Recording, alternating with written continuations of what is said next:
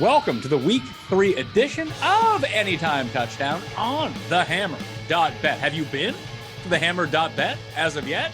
Shame on you. If not, go there right now after watching this video, smashing the like, and subbing to the channel. You can find the audio podcast up as well if you search Anytime Touchdown. Easy stuff. Tons going on in the Week 3 market. Jason at Spreadopedia on Twitter is back. Hopefully they pay you out if you hit some more winners this week.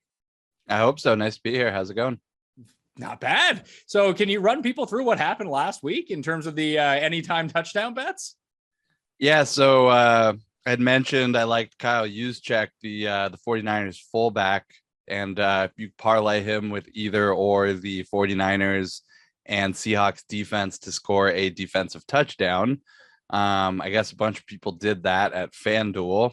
They parlayed, Juszczyk touchdown under 37.5 points or whatever with a defensive touchdown, and it clearly says defense, not defense special teams. But according to FanDuel, a blocked field goal return for a touchdown is not a defensive touchdown, even though there are multiple emails from their own customer service saying that a blocked kick counts as a defensive touchdown. They decided not to pay out what would have been a pretty big win for a bunch of people. And it sounds like they're going to have to file complaints with various state gaming boards to get this reviewed. But FanDuel has been of absolutely no help. Customer service, less than zero help this week in getting this resolved.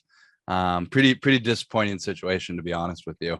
Yeah, it's pretty terrible. You'd think that just to avoid the bad press, it's not like they took a $1 million wager on Sunday Night Football and there was 20 other people like that. It doesn't seem like it'd be too much to pay this to go away and just pay it at how it should, right? Absolutely. I mean, it's a legitimate win. Besides that, there's no, there were no individual defensive players in the field, or there was no field option. So, in this case, FanDuel just gets to grade everything a loser and keep everything for themselves, which I think is even worse. Like I said, this is just bad customer service, bad PR. I don't understand why they're doing this, but I don't work for FanDuel, so what can I say? At least with the actual regulated operators right now in the United States, at least there is some sort of recourse that you can have by filing a petition to the gaming corporations, right? State by state, it varies. Certain states you're going to have better chance, with the board than others. Because this is still in its infancy in several states, the boards in a lot of states don't particularly know what they're doing. New Jersey seems to be a little more established, and Nevada, they're hit or miss, but at least you can file a complaint and get it heard. After that, it's tough, but I don't like being in that situation. No, it's not a great situation to be in, but if you're using an offshore and they're just like, yeah, you didn't win, well, that's the end of it.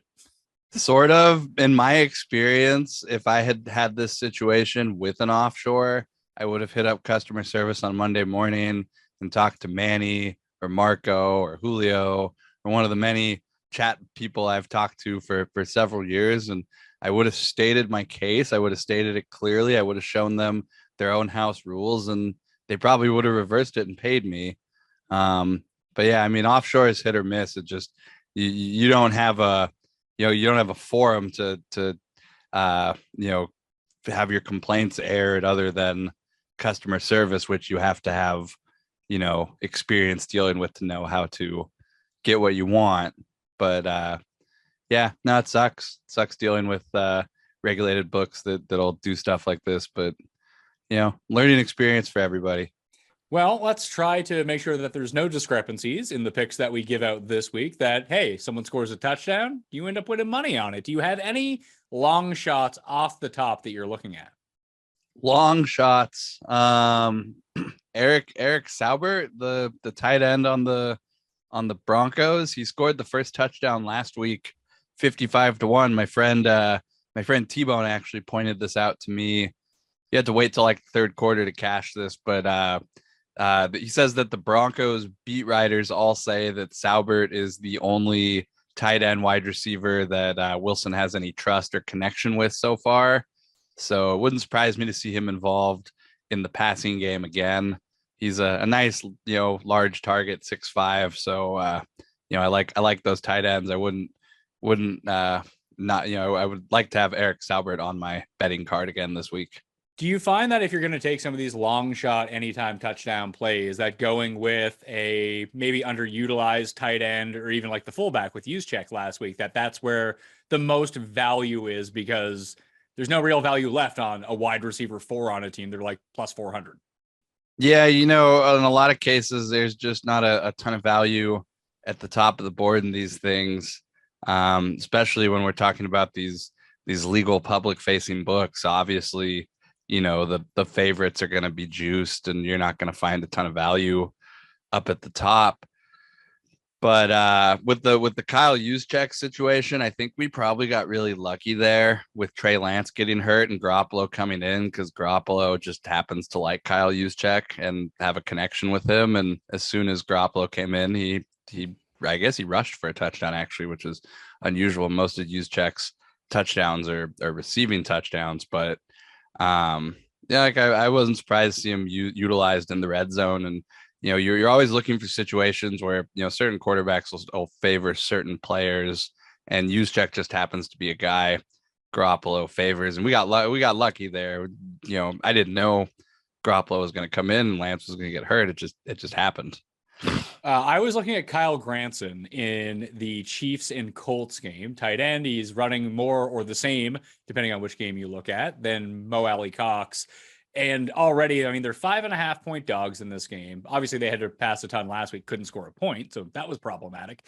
This is the first game of the year you look at the board and you say, well, Chiefs were -6.5, now they're -5.5. Yet every sharp person I know is betting on the Colts. Every Johnny Public guy I know is like, the Colts, I would never touch the Colts. The Colts are an abomination. The Chiefs are the lock of the century here. It's turning into one of these games. I always like these games, but I think that the Colts offense rebounds a little bit, and Granson's just been on the field. Like, Matt Ryan likes him.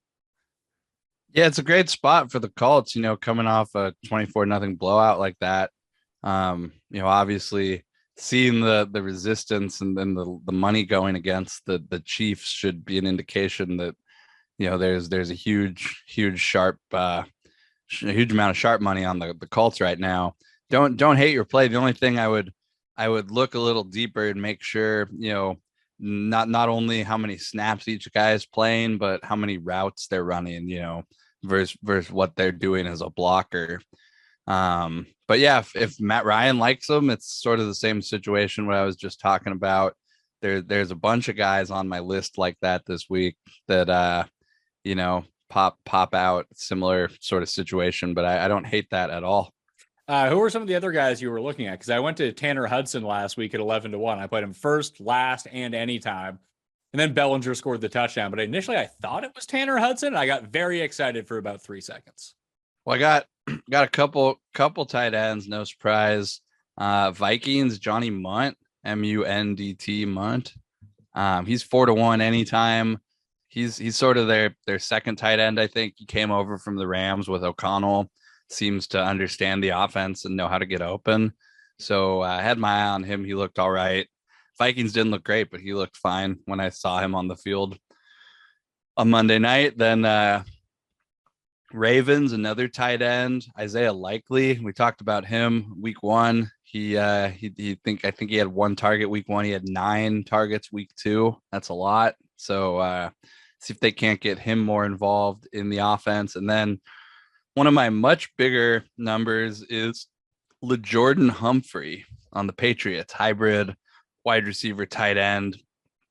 He's 16-1 to score anytime. He played 38% of the offensive snaps week 2. Only had 2 targets, but he ended up replacing Hunter Henry, who just couldn't block on the edge. Like, if you go back and look at the tape last week, Hunter Henry was just awful as a blocker. And the Patriots coaches eventually realized that he was a liability out there, and they had to put LeJordan Humphrey in. So it wouldn't surprise me to see more Humphrey in the Patriots lineup this week. 16-1, got my eye on him.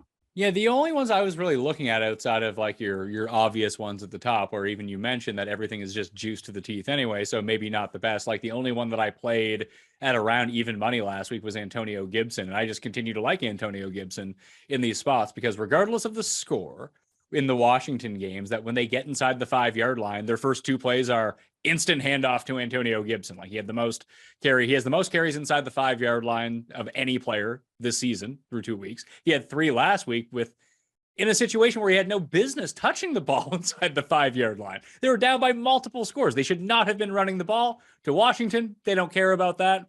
This week, I'm actually going back to San Francisco to think about it. And you have Jordan Mason, who's going to take over for Tyrion Davis-Price, who's now out with a high ankle sprain, running behind Jeff Wilson. No Trey Lance to steal this. Maybe Juszczyk ends up stealing it, but I feel like he's going to be involved a lot because all San Francisco wants to do is run the ball. Inside the red zone, it wouldn't surprise me to see them use Kyle Juszczyk inside, the 5 yard line or whatever. I don't hate the Mason play, but definitely Juszczyk again at plus 650 is absolutely going to be one of my bets. Juszczyk to score 2 touchdowns. Juszczyk first, last, anytime. Probably going to be on my card this week. Is there anyone up near not necessarily the top of the board, but in that like plus 200, plus 150, plus 250 range that you want to go with? Yeah, I got a bunch of guys I like. Garrett Wilson plus 210. He scored twice. I think was that last week. Yep. If you remember, I mentioned wide receivers, rookie wide receivers, 2x touchdowns. It's 2 weeks in a row that it's happened. So there's a lot of money to be made on the front end betting these 2x touchdowns each week, as opposed to trying to throw a dart at which one of these wide receivers is going to win offensive rookie of the year. But yeah, Garrett Wilson plus 210. I like that. I like Nelson Aguilar on the Patriots plus 265. He got a lot of targets last week. Should see his target share increase if Jacoby Myers is out. I like both of the St. Brown brothers, Amon-Ra plus 135 and Equimenius at plus 285. So 2 St. Brown brothers there. Then Ben Skowronek on the Rams plus 235. He should see more targets this week and probably playing some sort of hybrid second tight end role with Hopkins out of the Rams lineup this week. I also like Brandon Powell plus 550 on the Rams. He's one of their kick returners / fourth receivers. I think he gets more looks as the season goes on. And then the Falcons, 3 guys I bet last week were Drake London, Kyle Pitts, and Marcus Mariota. The only one of them that scored was Drake London, but I'll just bet the same 3 of them again this week. So London plus 175, Pitts plus 215, and Mariota 2-1. Anytime touchdowns again. It's funny. I ran 10,000 simulations of this slate. I haven't updated the numbers to the current injury report, but coming into the day, Skowronek was like weirdly, the simulations loved him. And I put in the numbers. I still can't even figure out why. I mean, someone's got to catch the ball. I guess so. I mean, it can't all just be Cooper Kupp. I mean, if you're going to throw 35 times, it can't be 22 catches to Cooper Kupp or something, like that's what it feels like. Other guys have to catch the ball. It feels like that's the way that they lean in this offense. It's just like, yeah, it's just no one's open. Okay, just throw it in Kupp's direction. He'll probably get it. Yeah, I mean, Kupp gets he has the most targets, most receptions. He has the highest percent, target share of any wide receiver. So not surprising. I'd still bet no touchdown on Kupp at big numbers or plus money. I'd also bet no touchdown on Stefon Diggs this week. Just getting probably minus 110 or better there against Xavier Howard. I think that's a good deal.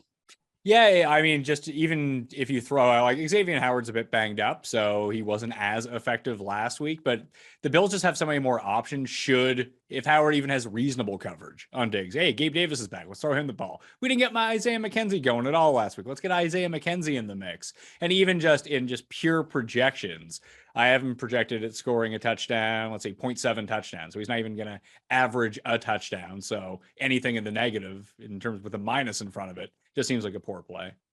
Yeah. I also like Sterling Shepard on Monday night. He's plus 290. He had 10 targets last week. That's a lot of targets for Daniel Jones be thrown to somebody. It is. I mean, I would go back to Tanner Hudson in that game. He was more involved than Bellinger was. It just down at the goal line, Bellinger just broke one and dove in. That was the end of it. But Hudson had his shots. Yeah, I mean, I always tell people if it's your guy, you always got to bet your guy. So like Donald Parham probably going to be active for the Chargers this week. I'm always going to bet Donald Parham. Chris Olave, by the way, he had 13 targets last week. Another rookie receiver doing things. I think, unfortunately, the 2x touchdown prices are better at FanDuel than DraftKings for the most part, but you got to shop around to find the best numbers on those. Yeah, the issue with Olave, I've just seen a lot made of him this week, and yeah, he's becoming a very popular option in that Saints offense. But the hype for him this week, I feel like works twofold in a lot of ways. Like he ended up with 365 air yards last week, and he ended up with all these targets. He finally caught one of the deep ones, which he immediately fumbled. But you have to be into a stance where, hey, the Saints are going to be down by 10 or more points, and then it just becomes Jameis takes deep shot season. Before they got down in that game, like he was throwing the ball 8 yards down the field. It was really weird. Yeah, he had like 110 yards passing before the fourth quarter. It was not a good. It was a weird game because if you only watch the first 3 quarters, you have a much different perception of what happened in the last 15 minutes. But pretty unimpressed by Jameis this weekend. Last weekend. All right. Well, you can check out Jason at Spreadopedia on Twitter. Of course, you can always follow me at the PME on Twitter. Sub to this show comes out every single Friday, anytime touchdown with Pat and Jason. Head on over to the Hammer.bet for all your betting needs. Pat Mayo. See you next week.